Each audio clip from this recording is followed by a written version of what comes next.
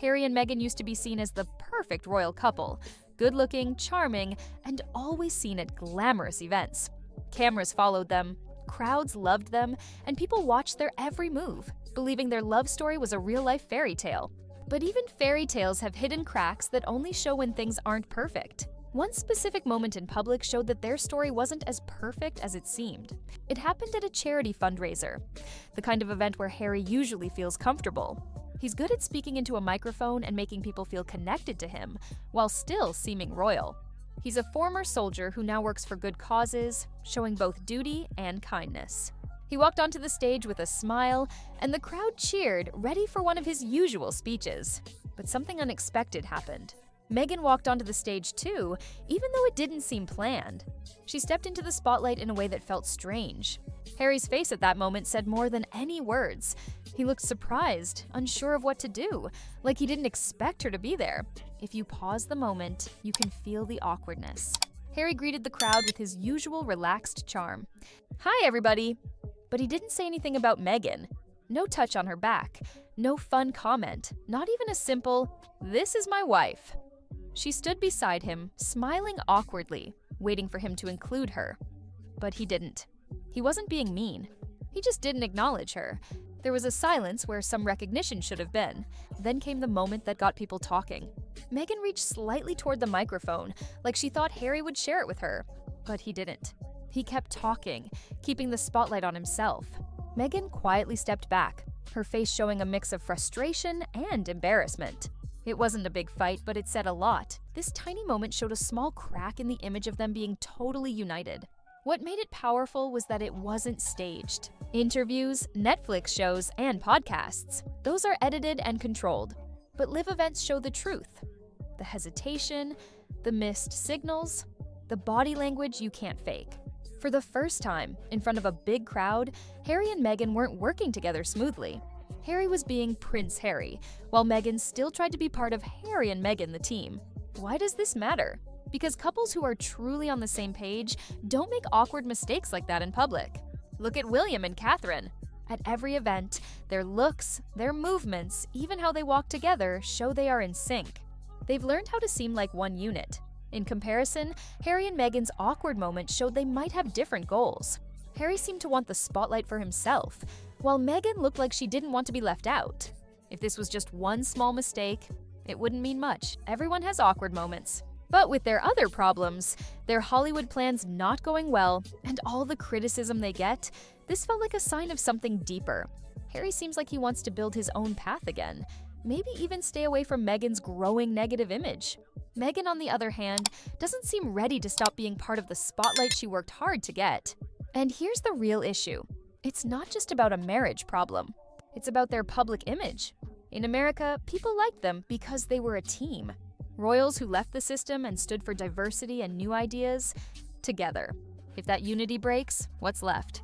Harry trying to become a respected humanitarian on his own, and Meghan still trying to stay relevant in an industry that may be moving on without her. That one short moment at the fundraiser, shown over and over online, gave people a rare look at the truth. The smiles couldn't hide it. The handshakes didn't fix it. For the first time, people didn't see a fairy tale. They saw cracks in the castle walls. And once you see those cracks, it's hard to forget them. The British royal family has always relied on symbols, and no one understands that better than William and Catherine. Their recent trip to Southport showed it again. Standing with grieving families and school kids, they opened a new playground built to remember 3 young girls who were killed in a terrible tragedy. But it wasn't just about cutting a ribbon. It was a way to show the community that sadness would not win. William spoke calmly and with strength, saying that love always beats tragedy. Catherine, who had just finished chemotherapy, showed quiet courage. This moment mattered, not just for the people there, but for the royal family too. The monarchy survives because it stands for stability, kindness, and tradition. William and Catherine showed all of that easily. Catherine's return to public work after such a hard personal fight reminded people of what service and sacrifice look like. She wasn't there for attention or headlines. She was there to support others who needed strength. And the public noticed. People cheered, not because of drama or gossip, but because they saw two people who stood for something steady in a world that often feels broken. At the same time, a different royal story was happening in Scotland. Balmoral, a place full of royal history where the family often hides from the public, became the place where King Charles and his son William had a private conversation. After the Southport event, William flew up north to join his father. Catherine stayed behind to rest. For people who watched the royal family, it was a big deal. This wasn't just about a father and son talking, it was about the future of the monarchy. Reports say they spent many hours talking about family duty, life in the spotlight, and of course, the issue of Harry. The difference between the brothers was clear.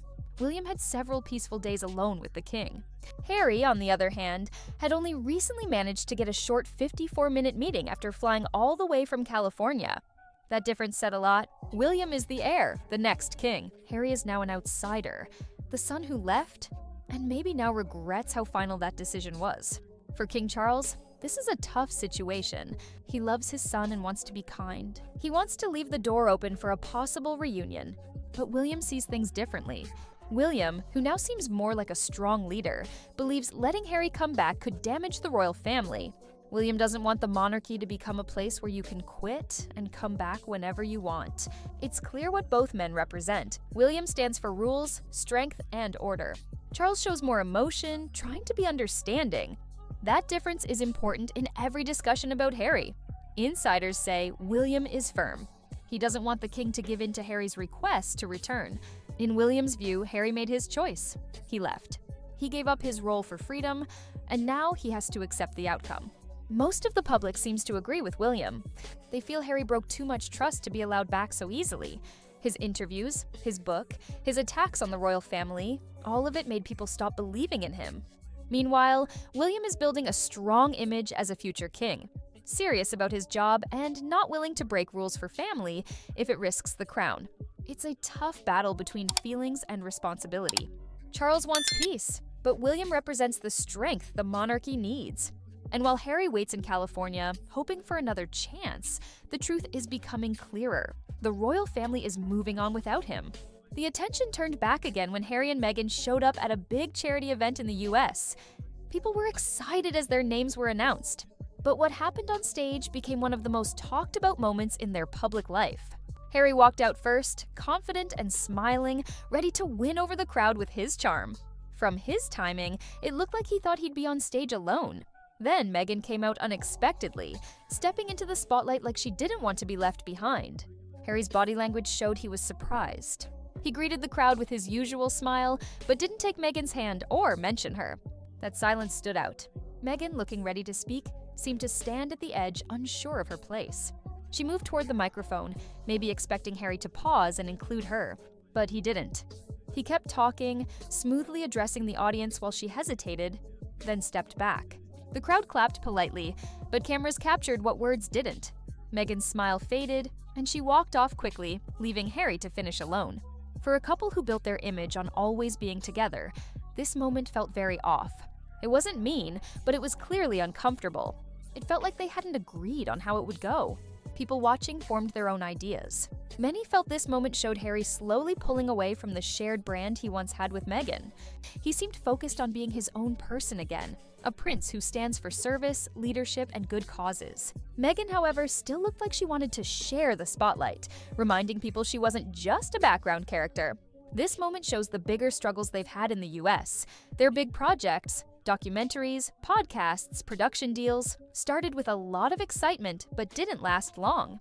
Critics say Meghan's projects often failed, while Harry's causes, like supporting veterans and mental health, stayed respected. The awkward moment on stage looked like a symbol of that uneven success. One partner confident on stage, the other trying to find her place. What made it harder for their fans was the bigger picture. Harry has been working hard to earn respect again in the UK, and even in the royal family, hoping to fix his public image. But Meghan still faces criticism. People say she's too focused on fame and point to her failed projects. Because of this, Harry might be trying to separate his work from her bad press. For Meghan, that's frustrating. She joined the royal world expecting to be a major figure, not just someone in the background. She believes she has a voice and deserves to be seen as important. But the truth is, Harry is the one with the royal title, the family name, and the history people care about.